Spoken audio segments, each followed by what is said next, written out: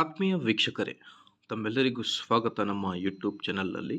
ಇಂದಿನ ಈ ಒಂದು ವಿಡಿಯೋದಲ್ಲಿ ಕರ್ನಾಟಕ ರಾಜ್ಯ ಸರ್ಕಾರಿ ನೌಕರರ ಬಹುದಿನಗಳ ಬೇಡಿಕೆಯಾದ 7ನೇ ವೇತನ ಆಯೋಗದ ಕುರಿತು ಪ್ರಮುಖ ಮಾಹಿತಿಯನ್ನು ತಮ್ಮೊಂದಿಗೆ ಶೇರ್ ಮಾಡ್ತಾ ಇದ್ದೀನಿ.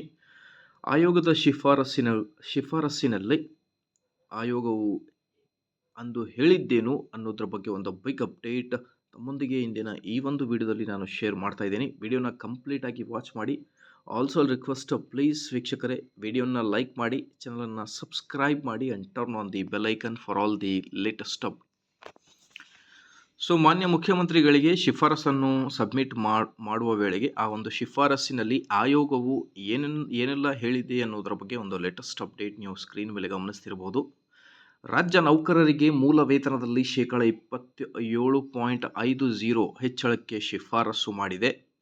ಅದಾದ ಮೇಲೆ ಅಸ್ತಿತ್ವದಲ್ಲಿರುವ ಮೂಲ ವೇತನ 17,000 ರೂಪಾಯಿಯಿಂದ 27,000 ರೂಪಾಯಿಗೆ ಹೆಚ್ಚಿಸಬೇಕು.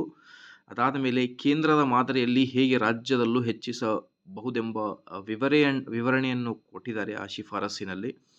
ಸೊ 2022ರ ಜನವರಿ 7ಕ್ಕೆ ಇದ್ದಂತಹ, ಆ್ಯಕ್ಚುಲಿ ಅದು ಜುಲೈ 7ಕ್ಕೆ ಇದ್ದಂತಹ 31% ತುಟ್ಟಿ ಭತ್ಯೆ ವಿಲೀನಗೊಳಿಸುವುದು ಅಂತ ಹೇಳ್ತಾ ಇದ್ದಾರೆ. ಜೊತೆಗೆ ಮೇಲಿನ 27.50% ಸೇರಿ ಒಟ್ಟು 58.40% ಮೂಲ ವೇತನವನ್ನು ಹೆಚ್ಚಳದ ಬಗ್ಗೆ ಒಂದು ಮಾಹಿತಿ. ಕನಿಷ್ಠ ಮೂಲ ವೇತನ 17,000ರಿಂದ 27,000 ರೂಪಾಯಿಗೆ ಹೆಚ್ಚಳ. ಗರಿಷ್ಠ ಮೂಲ ವೇತನ 1,04,600ರಿಂದ 2,41,200 ರೂಪಾಯಿಗೆ ಹೆಚ್ಚಳ. ಸೊ ಇವೆಲ್ಲಗಳು ಆಯೋಗದ ಒಂದು ಅವತ್ತಿನ ದಿನ ಆಯೋಗವು ಈ ಎಲ್ಲ ಮಾಹಿತಿ ಬಗ್ಗೆ ಒಂದು ಇನ್ಫಾರ್ಮೇಷನ್ ನೀಡಿರುತ್ತೆ. ಸೊ ಈಗ ಅನುಷ್ಠಾನದ ಬಗ್ಗೆ ಪ್ರಮುಖ ಬೇಡಿಕೆಗಳಲ್ಲಿ ಒಂದಾದ 7ನೇ ವೇತನ ಆಯೋಗ ಅನುಷ್ಠಾನ ಆಗುವುದು ಯಾವಾಗ ಅಂತ ಒಂದು ಚಿಂತೆ ಇರುತ್ತೆ.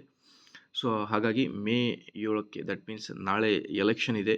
ಅದಾದ ಮೇಲೆ ಏನಾದರೂ ಒಂದು ಲೇಟೆಸ್ಟ್ ಅಪ್ಡೇಟ್ ಬಂದೇ ಬರುತ್ತೆ ಅನ್ನೋದ್ರ ಬಗ್ಗೆ ಒಂದು ಮಾಹಿತಿ ಬರ್ತಾ ಇವೆ.